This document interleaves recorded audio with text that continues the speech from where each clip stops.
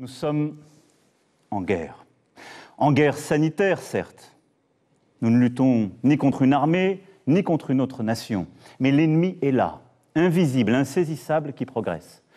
Et cela requiert notre mobilisation générale. Nous sommes en guerre. Toute l'action du gouvernement et du Parlement doit être désormais tournée vers le combat contre l'épidémie. De jour comme de nuit, rien ne doit nous en divertir.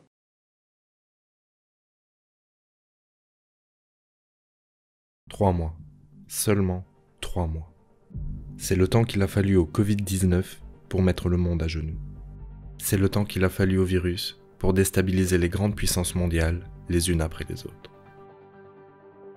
3 mois. C'est le temps qu'il a fallu pour que la France revive ce qu'elle n'avait plus connu depuis la Seconde Guerre mondiale. Le mot d'ordre est clair. Restez chez vous. 3 mois où tout est allé vite, très vite. 3 mois qui ont balayé pas mal de certitudes. Le jour d'après, quand nous aurons gagné, ce ne sera pas un retour au jour d'avant. Mais alors comment ? Comment en est-on arrivé là ?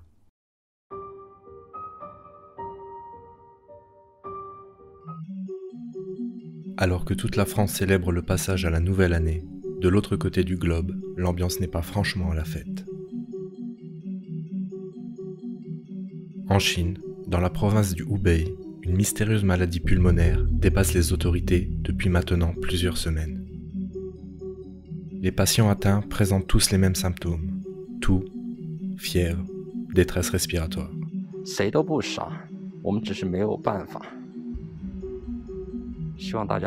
Le 17 décembre, un médecin tire la sonnette d'alarme. Il ne s'agit pas d'une simple pneumonie atypique. 15 jours plus tard, le verdict tombe. Il s'agit d'un virus proche du SRAS, un virus que l'on ne connaît pas. Le 1er janvier 2020, les autorités chinoises ferment le marché de Wuhan, considéré comme le berceau de l'épidémie. Les rumeurs sur l'origine du virus se propagent aussi vite que le virus lui-même. Soupe de chauve-souris, serpent. Aujourd'hui encore, on n'est sûr de rien. Enfin, si. On sait que c'est bien un animal qui a servi d'intermédiaire dans la transmission du virus.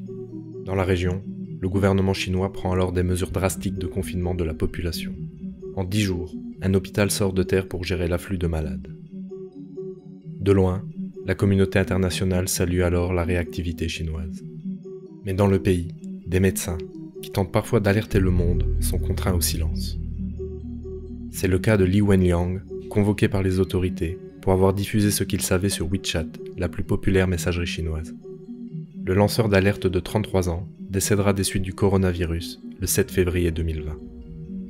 Mais la Chine est tellement loin. Alors, on regarde, on compatit. Mais la France a ses propres problèmes à résoudre.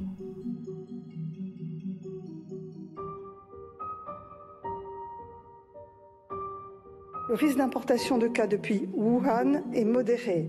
Il est maintenant pratiquement nul puisque la ville, vous le savez, est isolée. Fin janvier, 3 premiers cas sont constatés dans l'Hexagone.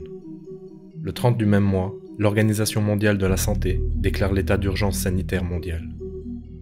Les mesures entreprises par la Chine n'auront pas suffi à stopper le Covid-19 aux frontières de Wuhan. Et puis, quand bien même, ne dispose-t-on pas en France d'un système de santé que le monde entier nous envie ? Mais l'hôpital français traverse une crise profonde qui dure depuis plusieurs années. L'abnégation et le dévouement sans faille du personnel soignant doivent compenser un manque de moyens qui pose parfois problème même quand tout va bien. Alors, si tout va mal...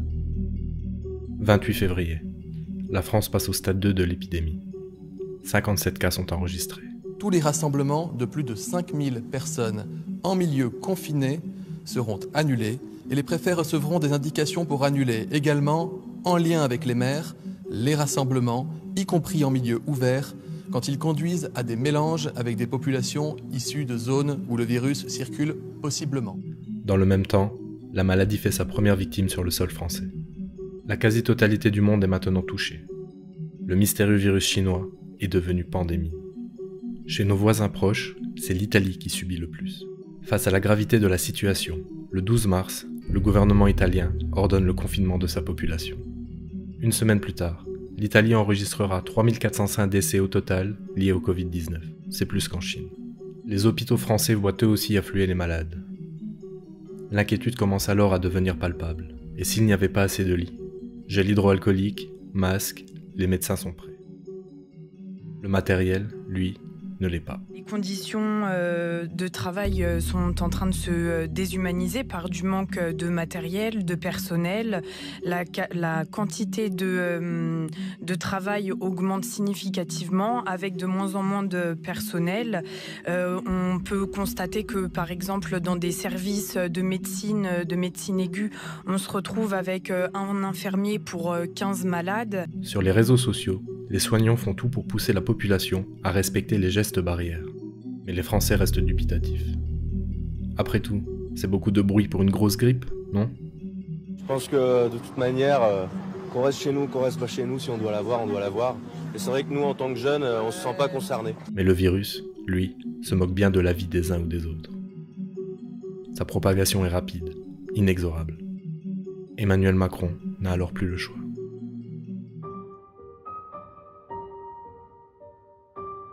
Le virus est un ennemi invisible. Les gens ne le voient pas, donc il n'y a pas conscience du danger que ça représente. C'est pour ça que je dis au pouvoir public, confinez vite, confinez maintenant. Le 12 mars, le président de la République prend une première fois la parole. Crèches, écoles et universités vont être fermées dès le lundi suivant. Trop tard, diront certains. La décision de maintenir le premier tour des municipales ajoute à la confusion. Le même jour, Wall Street vit son pire krach boursier depuis 1987. Les bourses mondiales s'affolent et la crise sanitaire profile les contours d'une crise économique à venir. 4 jours plus tard, et alors que la situation continue de se dégrader, Emmanuel Macron prend de nouveau la parole devant 35 millions de téléspectateurs.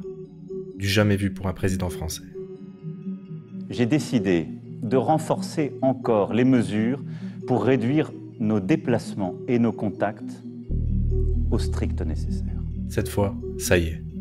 C'est au tour des Français d'être confinés et le second tour des municipales est reporté. Et le virus circule, il circule vite et il menace la vie des gens. Je conjure les Français qui nous regardent de respecter les mesures de restriction sociale. Mais visiblement, le lendemain, le message a encore un peu de mal à passer.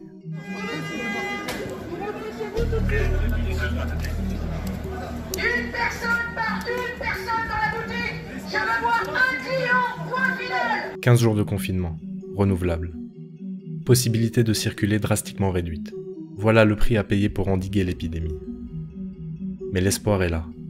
En Chine, le confinement a porté ses fruits. Wuhan reprend peu à peu une vie normale. Tout autour du monde, les scientifiques s'acharnent jour et nuit pour trouver un vaccin. Mais il convient dorénavant à chacun de faire tout son possible pour sortir la France de la plus grave crise sanitaire que le pays a connue depuis un siècle. C'est désormais l'heure du chacun pour tous.